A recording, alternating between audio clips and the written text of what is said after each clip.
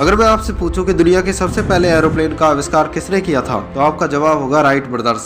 और क्या आप जानते हो कि राइट ब्रदर्स पहले नहीं बल्कि दूसरे व्यक्ति थे जिन्होंने एरोप्लेन का आविष्कार किया था। 17 दिसंबर 1903 ऑरविल राइट और बिल्बर राइट, जिन्हें हम राइट ब्रदर्स के नाम से भी जानते हैं, इन्होंने अपने पहले प्लेन का आविष्कार किया। और इससे 8 साल पहले भारत के दक्षिण मुंबई में रहने वाले शिवकर थलपड़े ने 1895 में अपने पहले एरोप्लेन की टेस्टिंग की, जिसमें उनका विमान 18 मिनट तक उड़ान भरने में सफल रहा।